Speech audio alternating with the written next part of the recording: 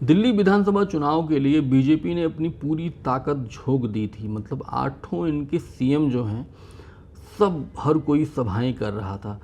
और इस वीडियो में हम लोग बात करेंगे जिन ये जो आठों सीएम हैं आखिर सबसे ज़्यादा सफलता जो है किसके हाथ लगी है, किस मुख्यमंत्री, बीजेपी के किस मुख्यमंत्री ने कितनी सभाएं की और इसके बाद उन सभाओं के बाद जो है क्या उस सीट पर बीजेपी को जीत हासिल हुई। इस वीडियो में इसी पर बात करेंगे।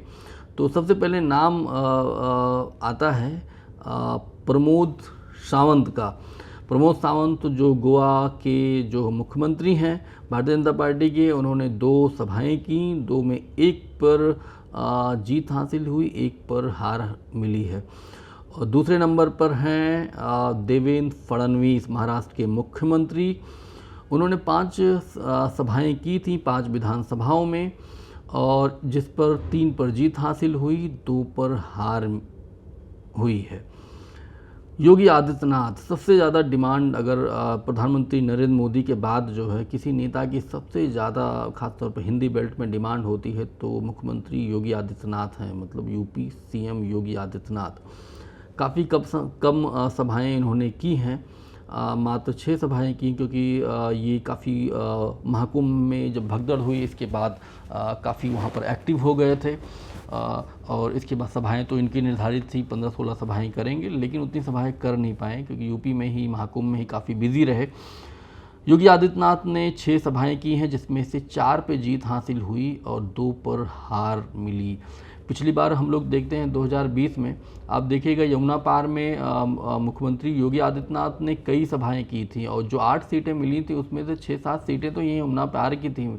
मतलब एक वक्त था जब जो पहाड़ी जो वोटर है जो दिल्ली में रह रहा है, उत्तराखंड या हिमाचल प्रदेश का, उसमें आम आदमी पार्टी ने ठीक ठाक अपनी पैठ बनाई थी। योगी आदित्यनाथ ने जहाँ जहाँ सभाएँ की ना, हालत ये हो गई कि मनीष सिसोदिया जो पटपड़गंज से मात्र 3500-3600 वोटों से जीते थे, उसका सबसे बड़ा श्रेय अगर किसी को जाता है तो वो जाता है योगी आदित्यनाथ को। 3-4 सभाएं वहीं कर डाले थे वो, और इसका परिणाम भी आपको दिखता है।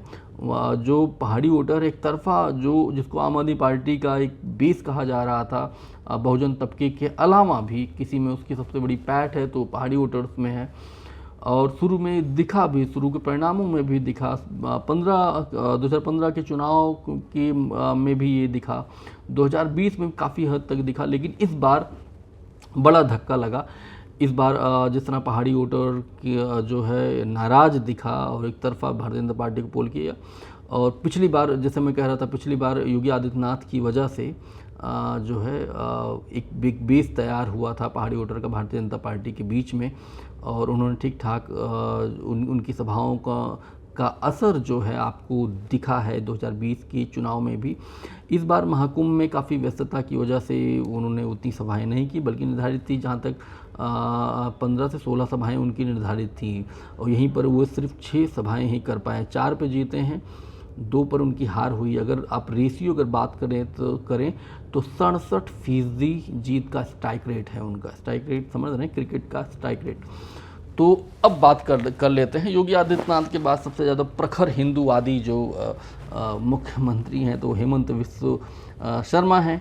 उन्होंने 9 सभाएं की 9 विधानसभाओं में, और इन विधानसभाओं में 5 पे जीत मिली, 4 पर हार उनको मिली। मतलब कुल मिला के इनका जो रेशियो है वो 55% के आसपास है।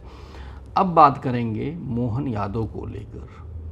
मध्य प्रदेश के मुख्यमंत्री मोहन यादव ने 12 सभाएं की, 11 में जीत मिली है। मतलब क्या रेशियो है इनका, और 1 विधानसभा सीट पर सिर्फ इनको हार मिली है। तो कुल मिला के यह 52% स्ट्राइक रेट है इनका।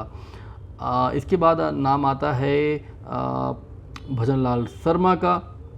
शर्मा जी ने 12 सभाएं की, 12 विधानसभाओं में सभाएं की, और जो जीत मिली है 10 पर, 2 पर हार मिली है। तो स्ट्राइक रेट इनका है 83% के आसपास।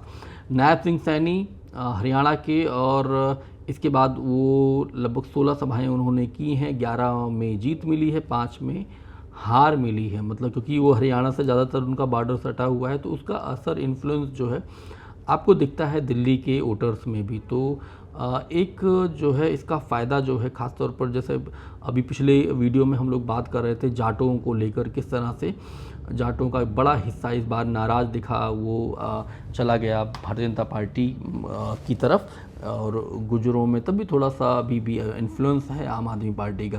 तो उसको देखते हुए नायब सिंह सैनी की लगभग 16 सभाएं हुई थी, 16 अलग अलग विधानसभाओं में, 11 में जीत मिली, 5 पे हार मिली। स्ट्राइक रेट इनका है 67% के आसपास। वहीं पर पुष्कर सिंह धामी उत्तराखंड के मुख्यमंत्री, 22 सभाएं उन्होंने की हैं। तो आप सोचिए कि पहाड़ी वोटर्स कैसे, छोटे छोटे जो वोटर हैं, कैसे बीजेपी ने उनको टारगेट किया। मतलब पुष्कर सिंह धामी को इन्होंने इतना आगे किया, सबसे ज़्यादा अगर किसी ने सभाएं की तो पुष्कर सिंह धामी ने। 16 में जीत मिली है, 6 में हार मिली है। तो स्ट्राइक रेट अगर देखें तो 72% के आसपास है। अगर हम इनको सभाएं वाइज, ये पूरी लिस्ट है जो आपको स्क्रीन पर दिख रही है। अगर उस तरह बात करें स्ट्राइक रेट के मामले में, तो सबसे ज़्यादा जो स्ट्राइक रेट अच्छा रहा है तो मोहन सिंह यादव का 92% स्ट्राइक रेट। मतलब 12 विधानसभाओं में सभाएं की, 11 में जीत मिली, सिर्फ 1 में हार मिली है। तो ये रही उसकी लिस्ट। इस लिस्ट को साझा किया था खबरगांव न्यूज़ पोर्टल ने, जिसको मैं आपको बता रहा हूँ, नीचे आपको आभार भी लिखा हुआ है। तो इस वीडियो में यही इतना ही। आप देखते रहिए अनादि टीवी डिजिटल। मेरा नाम शैलेंद्र है। बहुत बहुत शुक्रिया, धन्यवाद।